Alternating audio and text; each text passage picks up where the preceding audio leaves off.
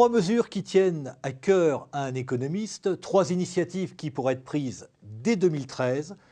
Xerfi Canal reçoit aujourd'hui Jean-Marc Daniel.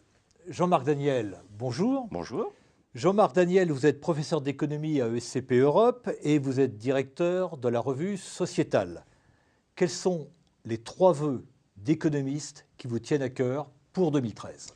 Alors, trois vœux. Je commencerai évidemment par les problèmes européens et par les conséquences des décisions qui ont été prises l'année dernière pour l'économie française. L'année dernière, on a voté un nouveau traité, le TSCG, et ce traité résonne désormais en cycle économique. C'est-à-dire que l'objectif est en termes de déficit structurel et non pas en termes de déficit en tant que tel, même si on garde l'ancien pacte de stabilité et de croissance.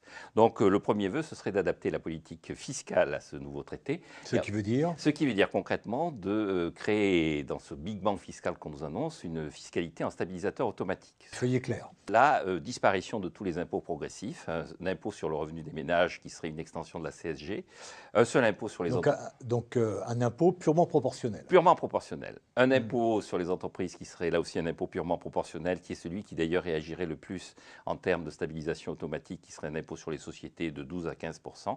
Donc, première réforme sur la fiscalité. La fiscalité radicale. Radicale, simple, mais c'est à mettre en œuvre et c'est conforme aux décisions qui ont été prises au niveau européen. Deuxième réforme, on est en train de négocier en ce moment sur le plan social une révision du Code du travail. Donc, comme ça on est en pleine négociation. On est en pleine négociation, comme ça va se terminer par un constat d'échec. Le gouvernement a annoncé qu'il allait légiférer et donc un allègement très sensible du Code du travail avec en particulier deux mesures. La première, c'est le contrat unique de travail, un seul type de contrat, et deuxièmement, un allègement considérable des conditions de licenciement, c'est-à-dire la possibilité de licencier par simple notification.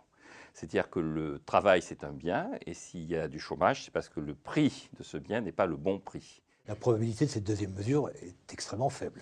Oui et non, parce qu'il y a des pays qui l'ont fait. Donc on n'est pas dans une situation où on sombrerait dans l'inconnu. On va vers des décisions et des mesures qui me paraissent inexorables.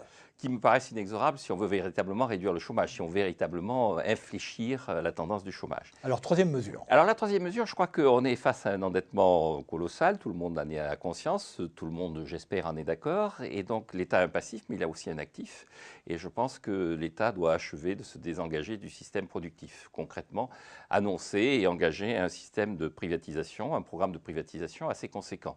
Il faut privatiser la SNCF, il faut privatiser EDF. Les entreprises à réseau ? Les entreprises à réseau. Vous allez jusqu'où dans la privatisation ? Je pense que je vais jusqu'à la sécurité sociale, par exemple, qui est un élément issu de ce mythique Conseil national de la résistance, mais qui... Sans plus aucun contrôle de l'État.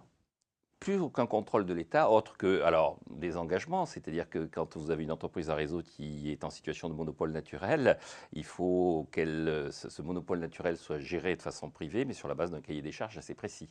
Donc le contrôle de l'État, c'est l'adjudication initiale de la gestion du réseau à une entreprise privée, et ensuite c'est le respect des conditions qui sont prévues dans le contrat. Mais sur la sécurité sociale, par exemple, il n'y a pas besoin de contrôle de l'État. Dans votre programme de privatisation, vous l'évaluez à combien ? De combien peut-on réduire la dette ? Écoutez, quand on regarde le bilan de l'agence de l'APE, de l'Agence des participations de l'État, quand on accumule tout ça, on peut estimer qu'on peut assez rapidement, au travers des entreprises qu'on a sous les yeux, obtenir 100 à 120 milliards d'euros de façon crédible en 1 ou 2 ans. Donc un programme radical et libéral. Jean-Marc Daniel, tous mes voeux, je vous remercie. À bientôt.